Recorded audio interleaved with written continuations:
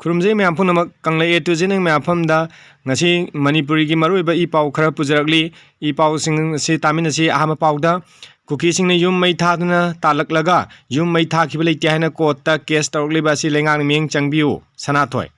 kuki sing ne yum mai tha khibale tyahna court ta case tawli ba si lengang na ming changbiu haina IDP oinam sanathoi na phongdorogli ngasi Imphal West ki manung chana leiba khurkhul mandop yumpham da hangliba relief camp da pangthokhiba pawgi mifam amada oinam sanathoi na wafam asi phongdokhibani man makha tana hai kumja lising ani kulumdoi me ahum da kangpokpi district ki manung chana leiba 4000 maitai khunda leiba yum kuki sing na mai na tumna thadokhibdagi mafam asi lanjeng raktuna leirakibani 4000 maitai khunda leramba mahaki yum adu pata paiba yumpham ni amadi mak masamak amadi mahaki maproibo inam thoithoiba mafam adugi voter card amadi aadhar card paiba galoinana inkol gi khazna thibagi receipt su leiri masida kuki karna mahaki yum inkol 4000 da maitai khunda leramde mai thabada su yaukhide haina court ta case tawliba silengang ming changbi haina sana thoina phongdorogli mathangi pauda phagauk chau ikhai da sanghan khidaba constitution gi article trampman khongauna bani Central Security Force na communal ideology da yumpham oiraga buffer zone haiba ama khaidokna MP amana maki constituency oriba jaga amada sangmada thingba thamkibasi India gi mafam atai da thoklam loi haina Lok Sabha gi MP akoijam bimona phongdokre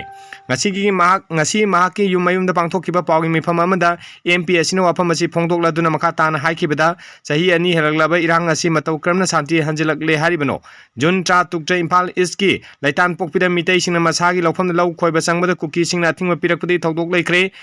masigi matung June kunda phubala da law uba sangmada kuki singna kapthorpa nongmaina pamri asopan nangba yaukre masing matung mahaki constituency oreba Phau Gakchau Ikhai Makha Lekai Bazar da Sangnaba Honabada Central Posting Buffer Zone Haiba ama thamna sanghan lakhidabasi Indian Constituency gi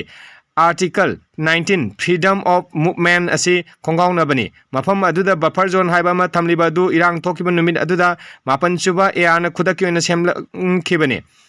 Official document leiba sunate tasengna sangba yade haigana official oina haibiro haina mangna phongdokki Mathangi pauda Churachandpur gi mafam kaya da paksana operation chathaba hokre ngarangi ambush da leikidraba singi masak khangba ngamkhre chenaba myo emda pagatpa ngamdana leiri ngarang nungthin pung amarom taba matamda Churachandpur district ki ke Mongjang village da UKNA gi lanmina chathakiba ambush da KNA gi deputy commander in chief oiba Thenkong Thang Elias Thapi Sahini Punipan amadi nupi ama yauna miyoi mari leikidabi tawdo du thokraba matung lenga ki maikai digi local section thorangi saruk amo ina ngarang digi hongna Churachandpur gi district ki tongan mafam singda security force na paksana operation chathaba hokre aduba hojik phawbi onadi tawdok sing adu chenaba miyoi sing phagatpa ngamdana leiri hari amarom nangang gi tawdok aduda leikidaba miyoi mari du masak maming khangdokpa ngamkhibaga loinana asiba haksang sing asi Churachandpur district hospital gi miren sangda postmortem tokre masak khangba ngamkram miyoi sing adudi Koite village dagi Phalhing Sahi Humdani toy Mate Jang dagi Thenkong Thang Elias Thapi Sahi Nipunipan Saiteng dagi Saikho Gin Elias Hailing Sahi Kuntha Manga amadi Chengkon village dagi Lengau Hau Sahi Kuntha Manga kawi Tawdok aduda akai atoi thokraba Hyundai Creta car police na tawdok thokpam dagi laukhat khrabasu police station da thamagi mahutta miyoi krana car wash amada gari chamthokpai video ama social media da pak chana sandorokpadagi miyamna angakpa pongnakhre car adu chamthokhrabadi case adugi langla langjin thidongna bohonabda sauna ahoba leiragani hainasu praja section kyade hangnarakli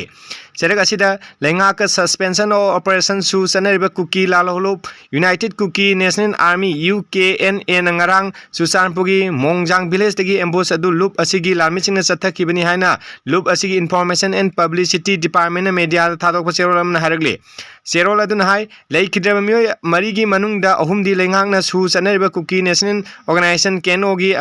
arm wing oriba Kuki National Army KNA gi miyoi agu nupi aduna misam ni leikidaba KNA gi miyoi ohungi manungda KNA gi deputy commander in chief Thenkho Thang Haukip Elias Thapi Sahi Nipunipan UKLA na Sairak pikibani mahangna UKLF ki leader Tamin Hunter amadi organization gi PRO Sat Khohabu hat kibada natana samjaraba Kuki miyoi kuntharom su hat ki aina su cherol asina hairakli